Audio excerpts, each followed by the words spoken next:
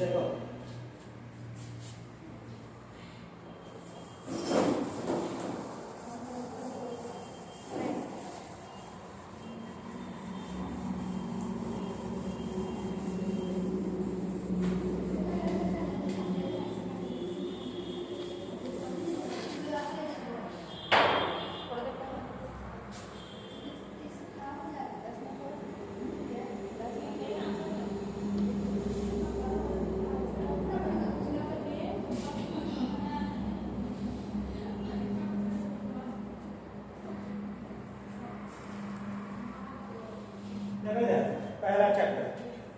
पहला चैप्टर है मानव भूगोल।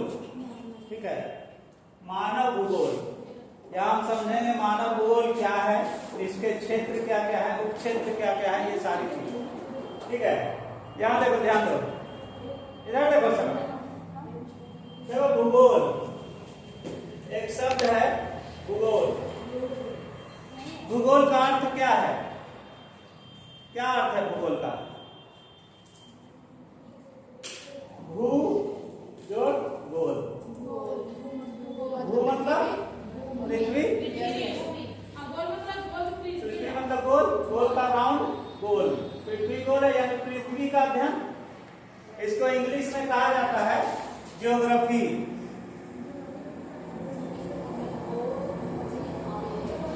देखो यहाँ ध्यान दो, ज्योग्राफी, जियो, ये दो शब्दों से मिलकर बना है। ज्योग्राफी दो शब्दों से मिलकर बना है। जियो, जियो का मतलब, इसका भी अर्थ का मतलब अर्थ, अर्थ। और ग्राफोस, ग्राफोस, ग्राफोस का अर्थ स्टडी। स्टडी का मतलब अध्ययन, स्टडी का मतलब अध्ययन। तो जियो, जियो का मतलब अर्थ, और ग्राफोस, ग्राफोस का स्टडी, अध्ययन करना, यानी पृथ्वी का अध्ययन करना। ये हो गया भूगोल। लेकिन भूगोल में हम सिर्फ पृथ्वी का अध्ययन नहीं करते हैं, बल्कि हम पृथ्वी के बाहर जैसे सूर्य की उत्पत्ति, ग्रहों की उत्पत्ति, ये पिछले क्लास में पढ़ाए थे ना, ग्रह कैसे बने, सूर्य कैसे बना, तारा कैसे बनता है, ये सारी चीजें हम पढ़ते हैं भूगोल। लेकिन 12th क्लास का जो पहला बुक है तुम्हारा, ये बुक है मानव भूगोल के मूल सिद्धांत। ठीक है, मानव भूगोल के मूल सिद्धांत, इस बुक को हम स्टार्ट कर रहे हैं आज से। ठीक है, अब यहां देखना है कि मानव भूगोल क्या है। मानव भूगोल, अब जैसे मानव का मतलब होता है जहां हम इंसान रहते हैं। ठीक है, भूगोल में हम पढ़ते हैं ग्रह, भूगोल में हम पढ़ते हैं सूर्य, भूगोल में पढ़ते हैं तारे, ठीक है, बादल, पृथ्वी। तो हमको पढ़ना है इसमें मानव भूगोल। तो मानव कहाँ रहता है? सूर्य पर, ग्रह पे, तारे पर, पृथ्वी पर। पृथ्वी भी एक ग्रह है। तो पृथ्वी के बारे में हम लोग पढ़ेंगे, मनुष्य के बारे में पढ़ेंगे कि मानव जो है वह जहाँ रहता है, जिस पृथ्वी पर रहता है, किस वातावरण में रहता है, किस प्रकार से रहता है, पृथ्वी का दोहन कैसे करता है, व्यवसाय क्या करता है, कैसे वह अपनी वृद्धि को कार्य करता है। वृद्धि, मनुष्य जहाँ रहेगा वृद्धि करेगा। जैसे प्राचीन काल में आदि मानव जंगलों में रहते थे, जंगल से निकल करके वो कहाँ आए? ग्रामीण बस्ती बसाए, ग्रामीण से फिर शहरों की तरफ आए, शहर से फिर महानगर की तरफ आए। ठीक है, तो ये धीरे धीरे मानव का विकास है। तो इसी चीज को हम लोग ज्योग्राफिकल कंडीशन में देखेंगे कि मानव जो रहता है किस परिस्थिति में रहता है, कहाँ रहता है, क्यों रहता है, ये सारी चीजों को हम लोग पढ़ेंगे मानव भूगोल में। जैसे अगर पृथ्वी की बात करें, पृथ्वी की बात करें तो पृथ्वी पर पहाड़ है, नदी है, जंगल है, रेगिस्तान है, फिर बर्फीला जगह है। तो मनुष्य बर्फीला जगह में रह सकेगा? नहीं रखेगा। रेगिस्तान में रहेगा? नहीं रहेगा। पहाड़ी क्षेत्रों में रहता है? नहीं रहता है। तो मनुष्य कहाँ रहता है? जहां उसके रहने लायक वातावरण हो। मैदानी क्षेत्रों में अधिक होता है, खास करके तुम देखो भारत में जो हम देखते हैं कि गंगा का मैदानी क्षेत्र, पूरा उत्तराखंड, उत्तर प्रदेश, बिहार, पश्चिम बंगाल, पूरा क्या है ये गंगा का मैदान है ये, ठीक है, मैदान है। तो इन मैदानों में मनुष्य का ज्यादा घनत्व मिलता है। मनुष्य सबसे अधिक मनुष्यों की संख्या मैदानी क्षेत्रों में मिलता है। तो मैदानी क्षेत्रों में क्यों मिलता है, यानी कि हम इस सब्जेक्ट में पढ़ेंगे कि मानव जहां निवास कर रहा है वह कारण क्या है। जैसे अगर हम पूछे कि मनुष्य जो है मैदानी क्षेत्रों में क्यों है, गंगा के मैदानी क्षेत्रों या घाटी प्रदेशों में क्यों रहता है, क्योंकि सबसे बड़ा कारण है उपजाऊ मिट्टी। नदी के द्वारा लाई गई जो उपजाऊ मिट्टी है वहां कृषि कार्य करना आसान है, मिट्टी मुलायम है, कृषि कार्य हो जाएगा। दूसरा चीज है कि नदी के द्वारा जो स्वच्छ जल है आसानी से मिल जाएगा, पानी पीने के लिए सुविधा है। सबसे पहला कृषि है, दूसरा पीने की सुविधा है, ठीक है, वातावरण है, घर बनाना आसान है।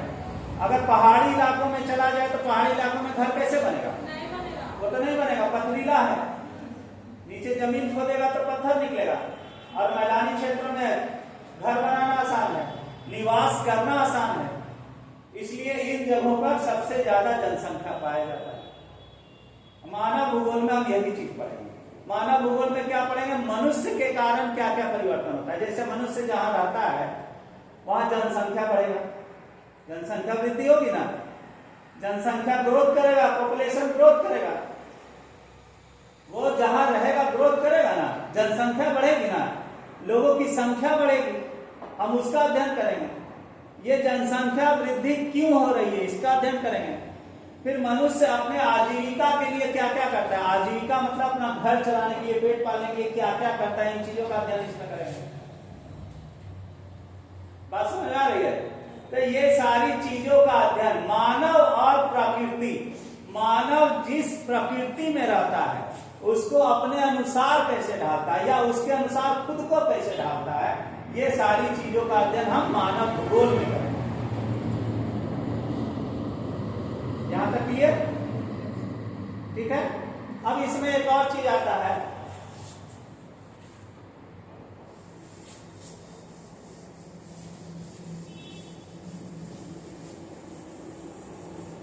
पहले समझ लो बाद में लिखाएंगे। देखो दो सिद्धांत है मानव भूगोल का, बेसिक दो सिद्धांत है। एक होता है मानव का प्रकृतिकरण और दूसरा है प्रकृति का मानवीकरण।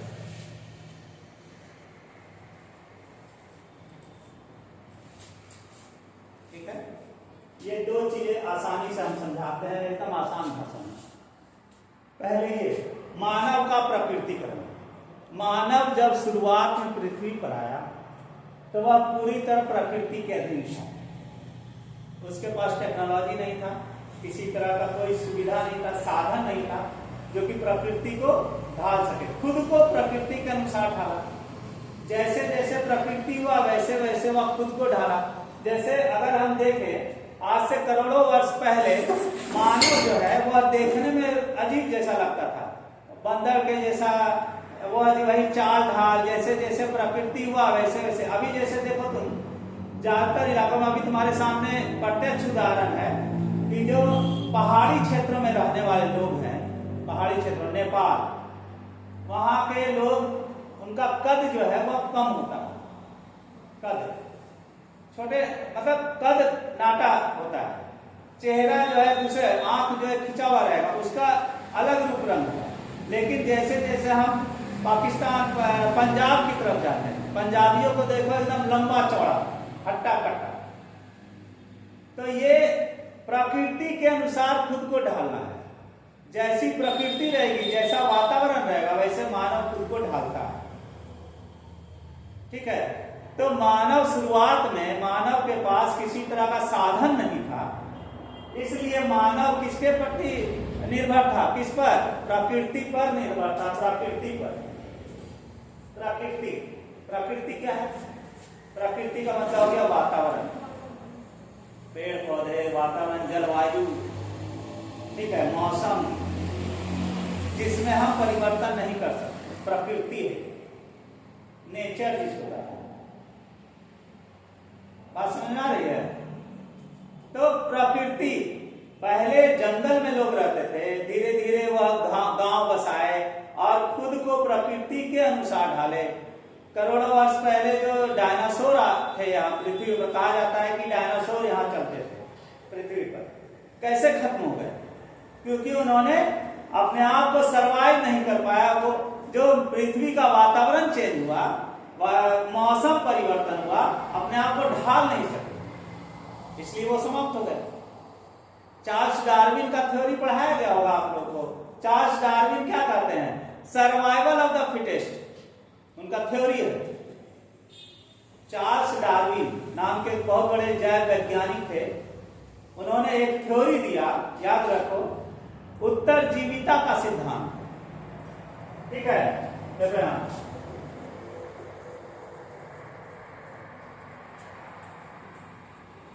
चार्ल्स डार्विन, ठीक है, इनका थ्योरी क्या है? उत्तरजीविता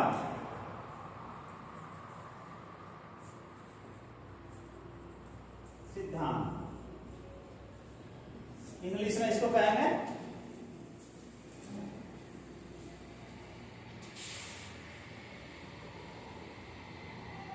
सर्वाइवल, SUR है, ठीक है, SURVIVAL, survival of the fittest.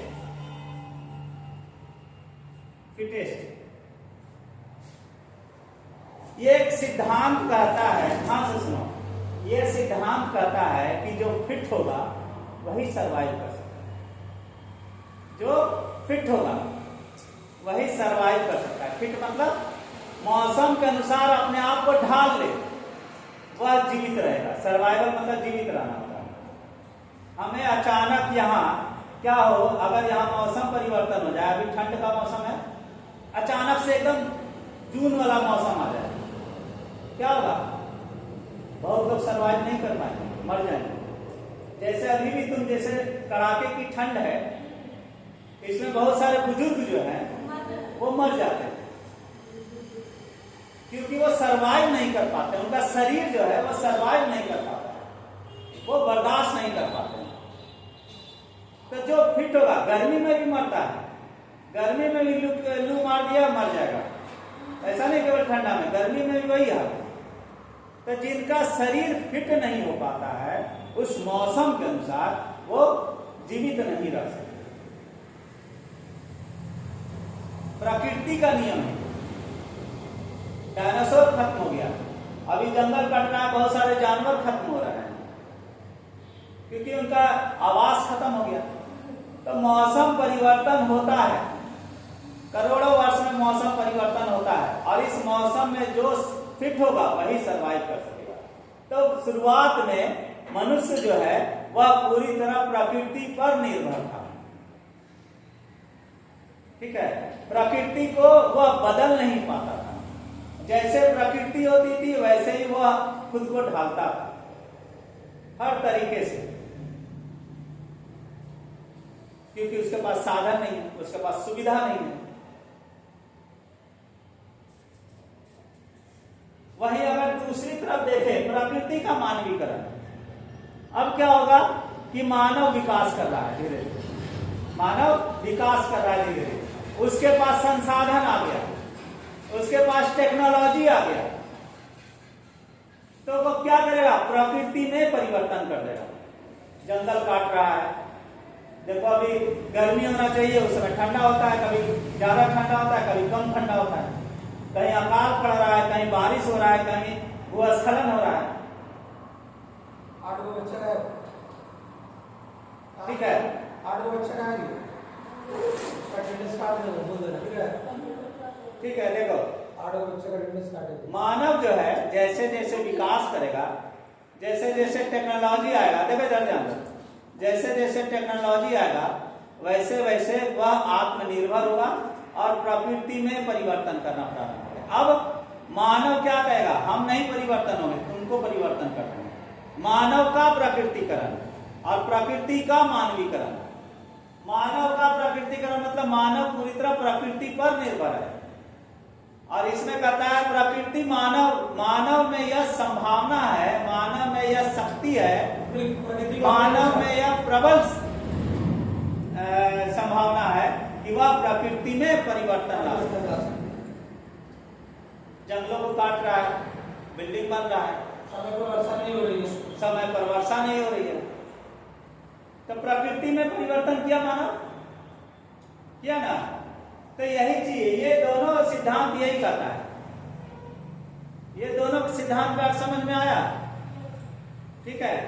और एक और सिद्धांत इसके बीच का सिद्धांत आता है, रुको और जाओ वाला सिद्धांत है, ठीक है। इसमें कहता है कि मानव प्रकृति को बदल तो सकता है लेकिन एक सीमा तक ही बदलेगा, वो उस सीमा के आगे जाएगा तो प्रकृति अपना प्रकोप डालती है और वह मानव को परिवर्तित कर देती है। जैसे सुनामी आ गया, जैसे अकाल आ जाएगा, जैसे बाढ़ आ गया, हम बहुत ज्यादा प्रकृति में परिवर्तन नहीं कर सकते। एक सिद्धांत, वो सिद्धांत जो है इन दोनों के बीच का सिद्धांत है, रुको और जाओ, यानी कि ट्रैफिक सिग्नल की तरह। इसमें कहता है मानव पूरी तरह प्रकृति पर निर्भर है, इसमें कहता है प्रकृति पूरी तरह मानव पर निर्भर है। और एक बीच का सिद्धांत है जिसमें कहता है रुको और जाओ, जैसे ट्रैफिक सिग्नल, अगर लाल बत्ती हुआ तो रुक गए, हरा बत्ती हुआ तो आगे बढ़े। वैसे ही प्रकृति हमें लाल बत्ती और हरी बत्ती दिखाती है कि वहां आप रुकिए, स्टॉप कीजिए, अगर नहीं रुकिएगा तो हम प्रलय, क्या कहते हैं, प्रलय ला देंगे, विनाश कर देंगे, विनाश कर देंगे, ठीक है। यहाँ तक कोई दिक्कत? याद करके सुनाइए इसके लिए वो सब। हाँ, अभी अब लास्ट में ज्योग्राफी नहीं हो रहा है इसलिए तो हो गया समय। हाँ, हो गया। बज गया, घंटी का देखिए, जो 1 मिनट में घंटी का ले, बजा बजेगा, इसको बंद कर दो।